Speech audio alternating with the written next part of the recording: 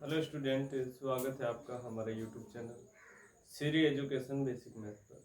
इस वीडियो में हम बात कर रहे हैं क्लास 10 के चैप्टर त्रिभुज के बारे में। और यहाँ पर हमारे पास जो टॉपिक होने वाला है वह समरूप त्रिभुज के ऊपर होने वाला है। जो हमारा क्वेश्चन लिया गया है वह प्रश्नावली 6.2 से 5 क्वेश्चन लिया गया है। तो आइए सबसे पहले क्वेश्चन को जानते हैं।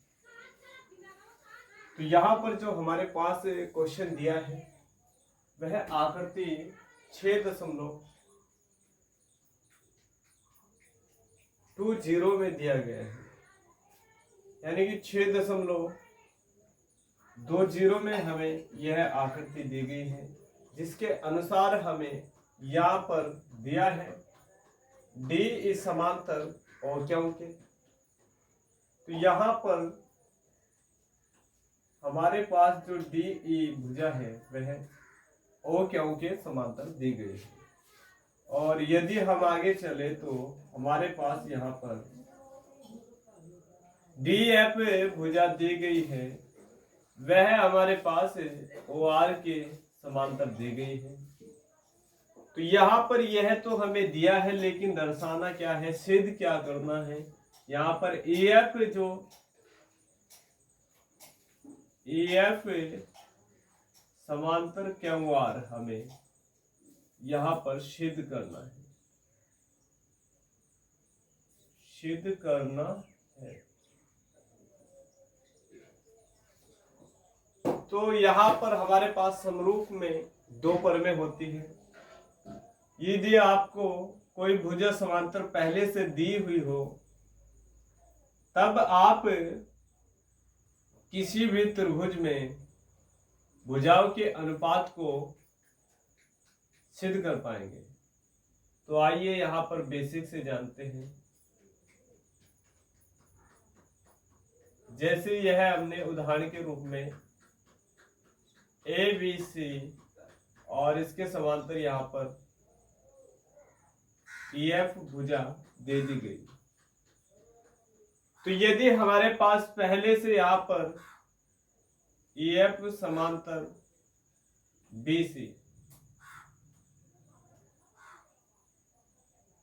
है, यानी कि यह बात यदि हमें पहले से दिया हो कि EF समांतर है BC के, तब हम यहाँ पर इस त्रिभुज के भुजाओं के अनुपात को सिद्ध कर पाएंगे। और यह हमारा सिद्ध होता है परमेय 6.1 से। तो यहाँ पर हम कह सकते हैं ए हमारा बराबर हो जाएगा ए बटे AB, और यहाँ पर AF बटे FC के यहाँ पर बराबर हमारा हो जाएगा। यह हम सिद्ध कर सकते हैं।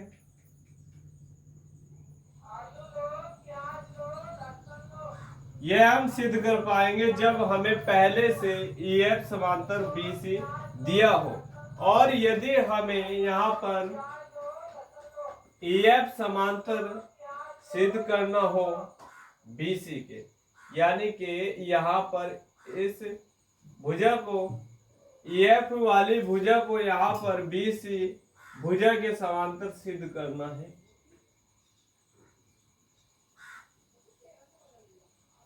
तो यदि हमें यह भुजा दोनों आपस में सिद्ध करनी होती है तो हमें परमेय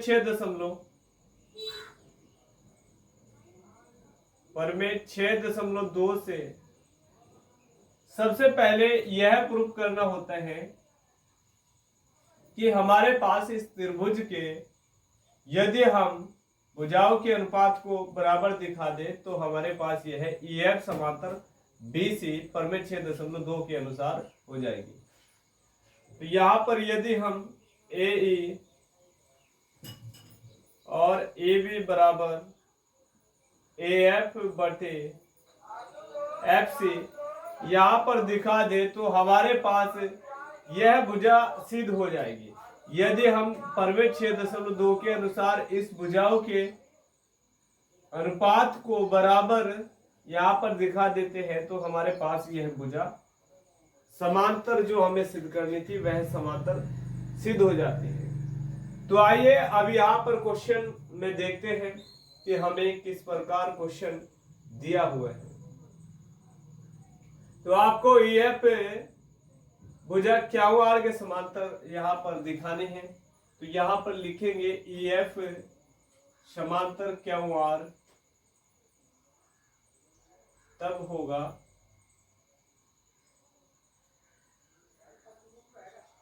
होगा जब हम क्या दिखा पाए, यहां पर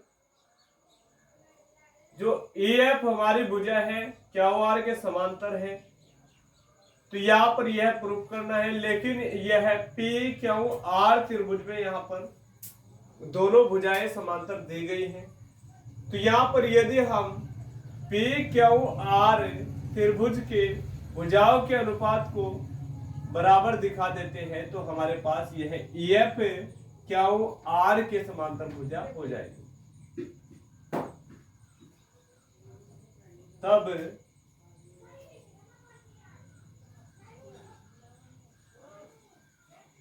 यहां पर EF समांतर QR तब होगा जब हमारे पास P/EQ बराबर हो जाए PF/FR के।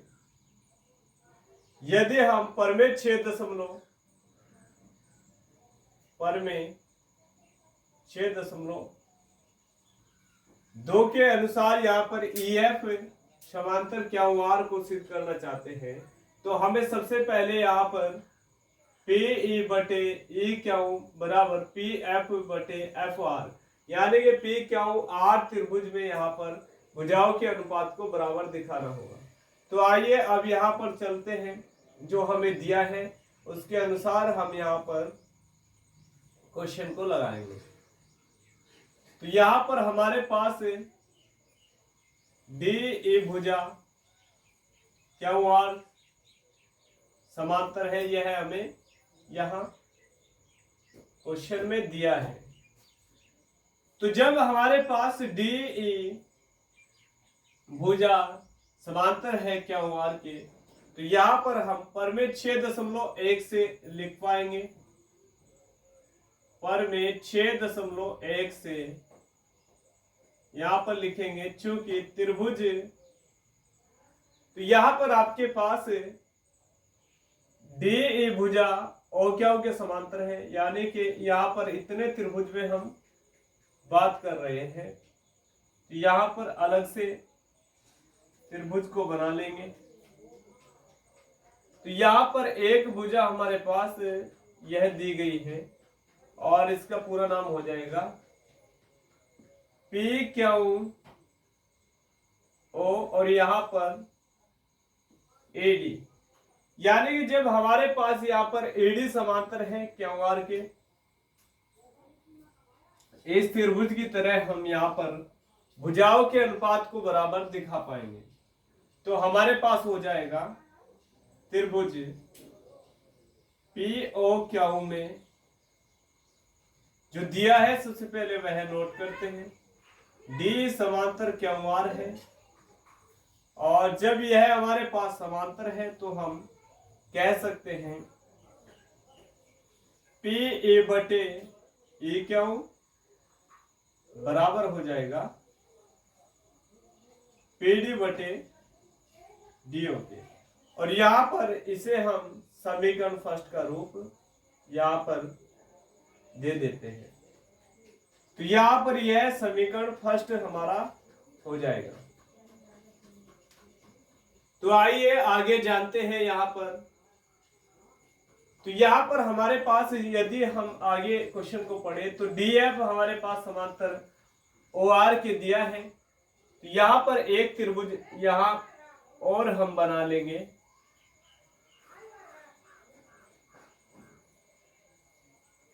तो यहां हमारे पास DF यानी कि कुछ इस प्रकार हमें दिया है। तो यहां हमारे पास पी ओ आर, यहां पर डी एफ समांतर ओ आर के दिया है, यानी कि इतने त्रिभुज के बारे में हमें बात करनी है। तो यहां पर हमने नोट कर लिया है त्रिभुज को। तो यहां पर हमारे पास पी डी एफ और ओ आर यहां पर 5 बिंदु इस त्रिभुज में दिए गए हैं, और यहां पर हमारे पास सबसे पहले जो मान दिया है उसको यहां पर नोट करेंगे। डी एफ समांतर ओ आर यहां पर हमारे पास दिया है।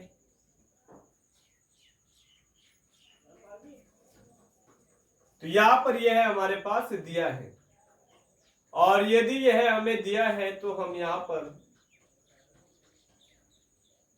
चूंकि त्रिभुज पी ओ आर में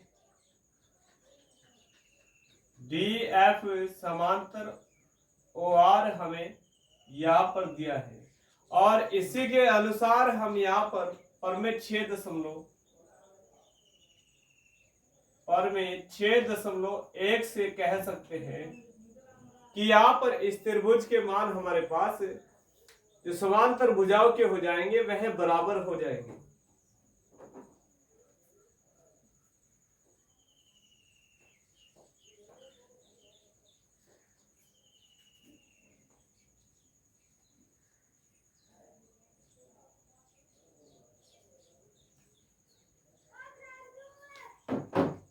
तो यहां पर जैसे हमने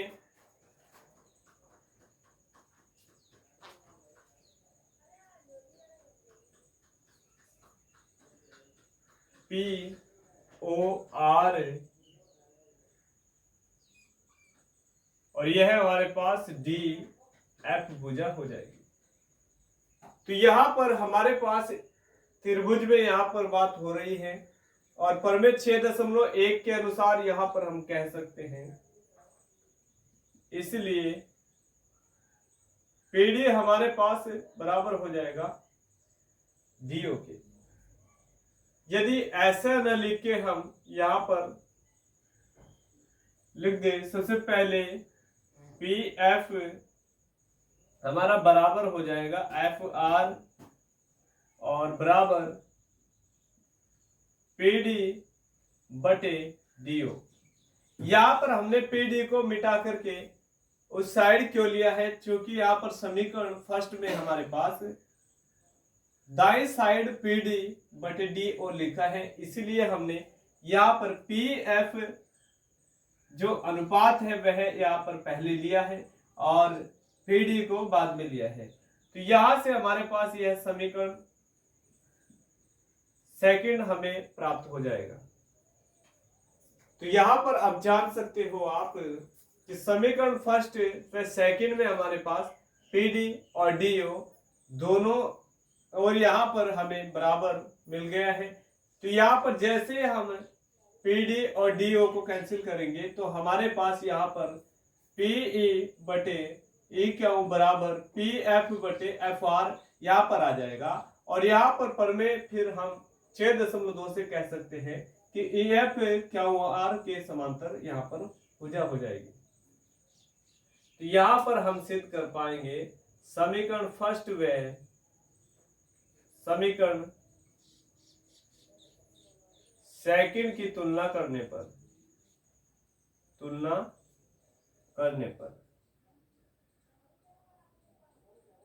तो जैसे ही यहां पर समीकरण फर्स्ट व सेकंड की तुलना करेंगे तो हमारे पास यहां पर मिल जाएगा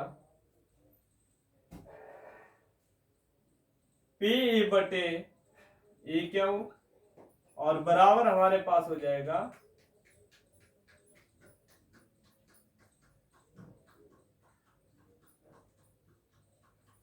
यहां पर हो जाएगा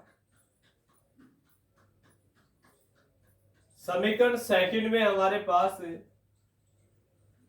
पी एफ बटे एफ आर आ जाएगा, और यह हमें ला करके प्रूफ करना था कि हमारे पास EF समांतर हो जाएगा QR। तो यहां पर हम कह सकते हैं पर में 6.2 से, अब हमारे पास 6.2 से यहां पर प्रूफ हो गया है कि जो हमें यहां पर मान दिया था, तो इसीलिए हम कह सकते हैं यहां पर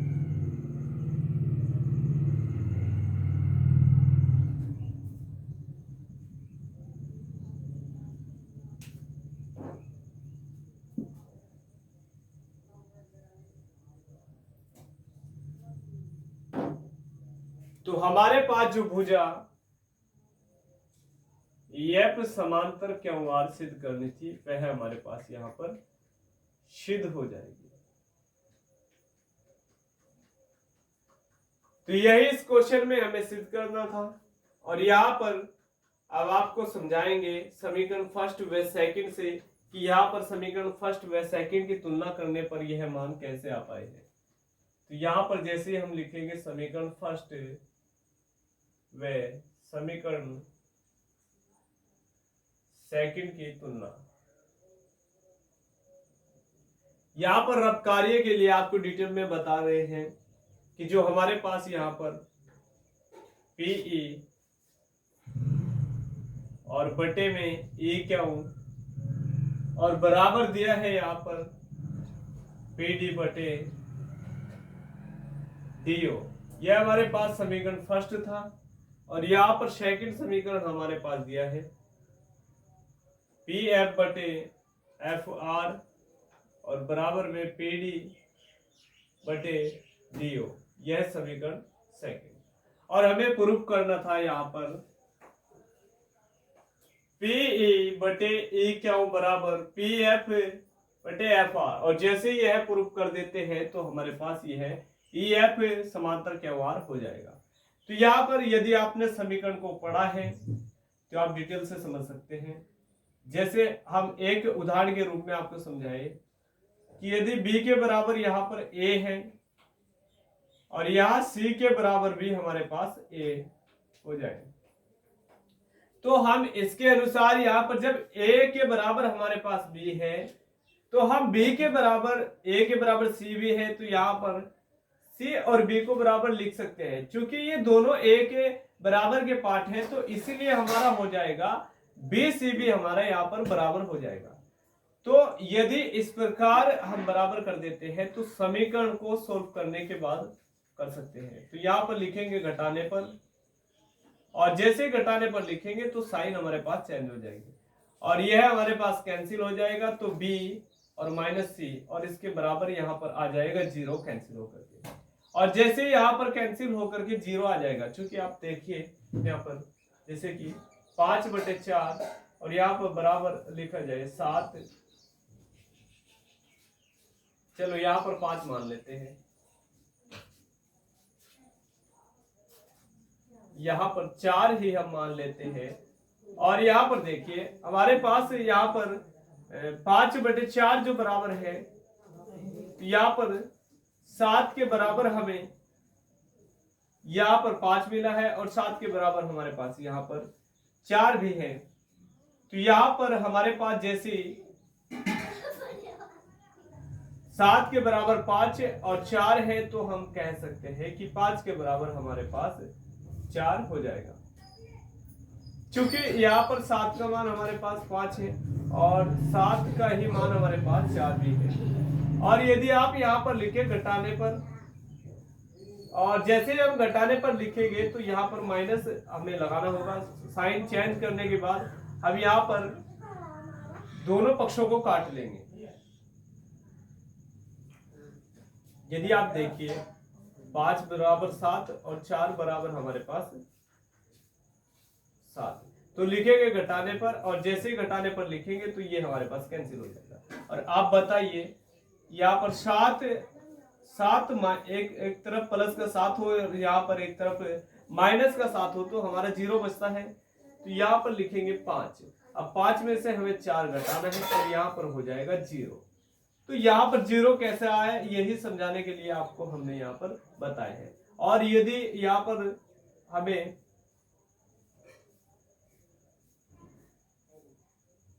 पांच के बराबर 7 को दर्शाना था तो हम यहाँ पर इस प्रकार ही दर्शा पाएंगे कि यहाँ पर पक्षांतर कर देंगे 4 को, तो यह 5 के बराबर हमारा आ जाएगा। और यहाँ पर भी ऐसे ही हमें, जैसे आपको समझ में आ गया है कि 0 यहाँ पर कहां से लाए हैं, तो यहाँ पर ए को ए में से यहाँ पर जैसे ही हमने माइनस करा है तो हमारे पास 0 ही बचेगा, और तो 0 को यहाँ पर लेकर के आए और जैसे ही हम यहाँ पर सी को पक्षांतर करेंगे यह बी के बराबर आ जाएगा। तो आइए अब यहाँ पर बट्टे की जो समीकरण हमारे पास बनी है उसे सोल्व करके हम कैसे यहाँ पर प्रूव कर पाए हैं वही आपको हम डिटेल से बता रहे हैं। तो यहाँ पर हमारे पास पी डी बटे डी ओ और यहाँ पर पी डी बटे डी ओ, और जैसे ही यह हमारा कैंसिल हो जाएगा तो हमारे पास पी ई बटे ए क्या बराबर हो जाएगा पी एफ बटे एफ आर के। तो यहाँ पर लिखेंगे सबसे पहले घटाने पर, क्योंकि हमें यहाँ से यह कैंसिल करना है, तो जैसे ही हम घटाने पर लिखते हैं तो हमारे पास चिन्ह बदल जाते हैं, तो यहाँ पर यह कैंसिल हो जाएगा। और अब हमारे पास पी ए बटे ई क्या हो, और यह माइनस में आ जाएगा पी एफ बटे एफ आर। और जैसे हमने आपको बताया कि यहाँ पर जैसे ही यह कैंसिल होया तो यहाँ पर हमारे पास 0 बच गए हैं। और जैसे ही हमारे पास किसी भी समीकरण में जब एक साइड 0 होता है तो हम पक्षांतर कर सकते हैं, तो यहाँ पर पी बटे ई क्यू के बराबर हम ला सकते हैं। जैसे पक्षांतर करेंगे तो साइन हमारा चेंज हो जाएगा, माइनस से प्लस में आ जाएगा, तो हमारे पास हो जाएगा पी एफ बटे एफ आर। और जब यह हमारे पास प्रूफ हो पाया है तो हम कह सकते हैं कि ई एफ हमारे पास समांतर होगा क्या आर के। तो यह आपके लिए थोड़ा सा डिटेल था आपको समझाने के लिए कि फर्स्ट समीकरण और सेकंड समीकरण से हमने यहाँ पर पी डी बटे डी ओ को कैसे कैंसिल किया है। तो उम्मीद करते हैं स्टूडेंट कि आप यह हमारे उदाहरण को समझ गए होंगे कि हमने कैसे यहाँ पर कैंसिल किया है पी डी बटे डी ओ को। और यहाँ पर हमारे पास जैसे ही त्रिभुज की दो भुजाएं ई एफ को क्यू आर के समांतर दिखाना था, तो हमें सबसे पहले दिखाना था कि यहाँ पर इस त्रिभुज के जो हमारे पास समांतर भुजाएं दी गई है उनके अनुपात बराबर हो जाए तो हम दिखा सकते हैं समांतर भुजाओं को। तो स्टूडेंट इस वीडियो में इतना ही, फिर मिलते हैं नेक्स्ट वीडियो में। और नेक्स्ट वीडियो हमारा पाने के लिए हमारे चैनल को कीजिएगा सब्सक्राइब, और उम्मीद करते हैं स्टूडेंट कि यह वीडियो आपकी पूरे तरीके से समझ में आ गया होगा।